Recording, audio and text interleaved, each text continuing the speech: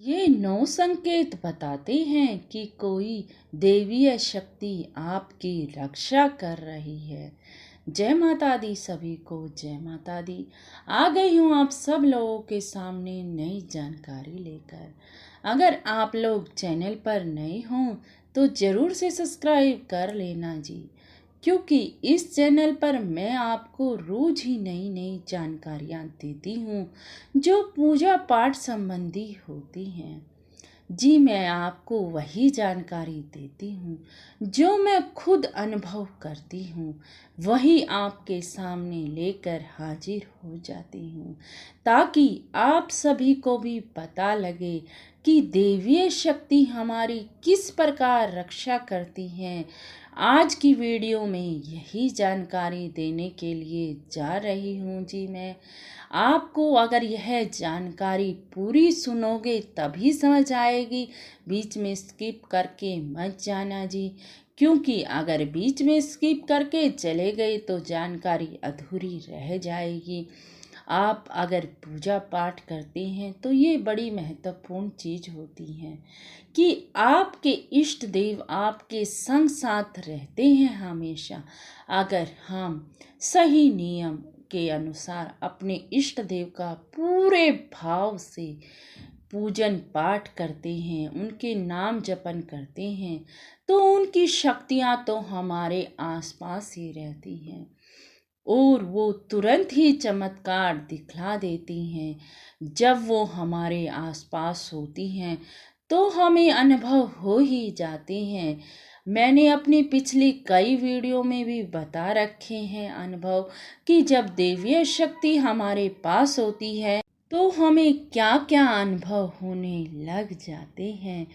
तो मैंने, अगर आपको नहीं पता तो मेरी पिछली वीडियो में आप जाकर देख सकते हो। लिखोगे अनमोल वचन माता रानी के तो वीडियो आपके सामने सारी ही हाजिर हो जाएंगी।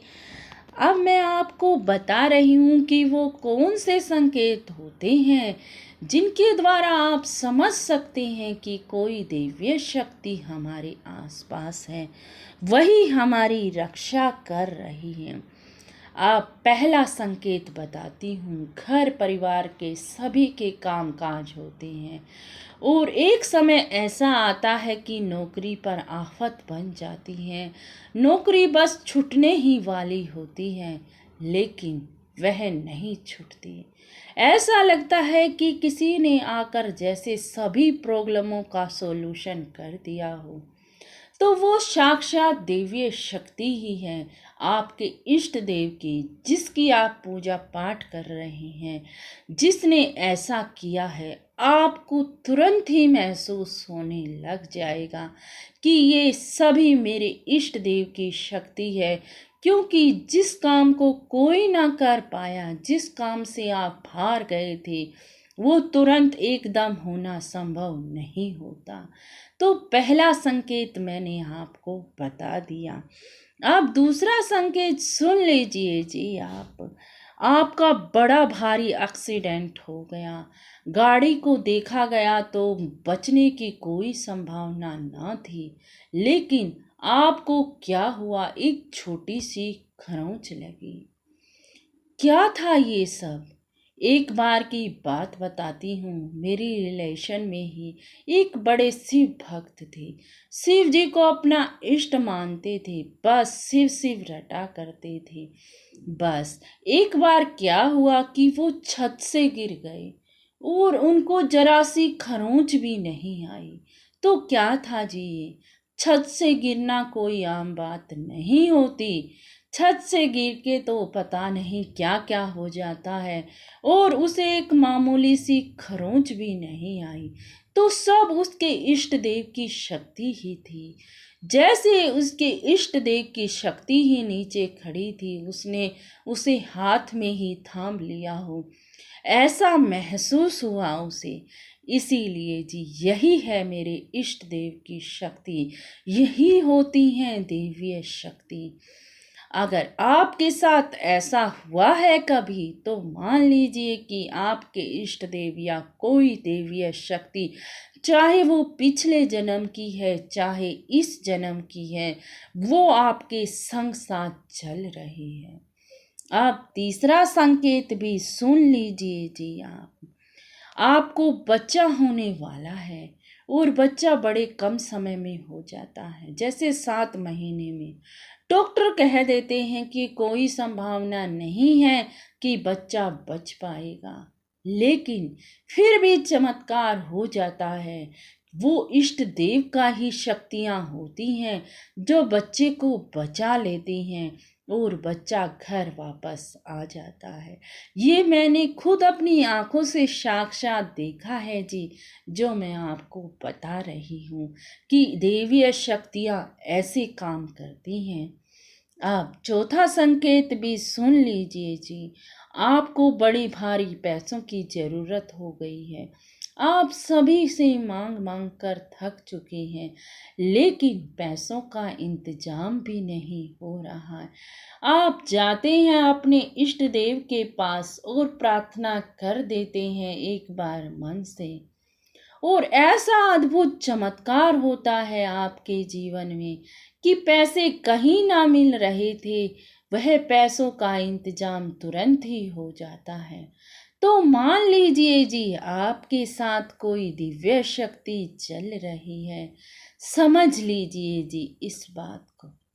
अब पांचवा संकेत मैं बता देती हूँ आपको। घर में बहुत सारी बीमारियों ने घेर लिया है घर को। एक व्यक्ति तो ऐसा हो गया है कि बीमारियां ठीक ही नहीं हो रही। आपने सारे डॉक्टरों से इलाज करवा लिया, लेकिन आपको सफलता नहीं मिल रही, और एकदम से ही बिना दवाइयों के वह आदमी ठीक हो जाता है। तो ये चमत्कार ही तो है ना जी। चमत्कार को ही नमस्कार है। आज आसपास में देवीय शक्ति भी होती हैं और भूत प्रेत की भी शक्तियाँ होती हैं। ये देवीय शक्तियों का ही कमाल होता है जी।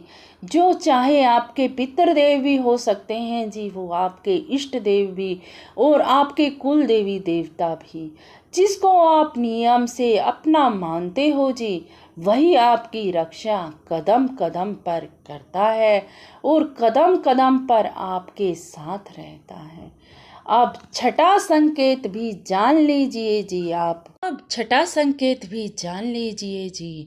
आपकी तबीयत एकदम से खराब हो जाती है, जैसे पेट में दर्द उठने लग जाता है और आपको कुछ भी नहीं समझ आता। आपने दवाई गोलियां सब खा ली, लेकिन दर्द में आराम ही नहीं हो रहा, और आप तुरंत जाते हो अपने मंदिर में, अपने इष्ट देव से प्रार्थना करते हो, थोड़ी सी उसकी भभूत लगा लेते हो तो आपको तुरंत ही आराम मिल जाता है। ऐसा क्यों जी?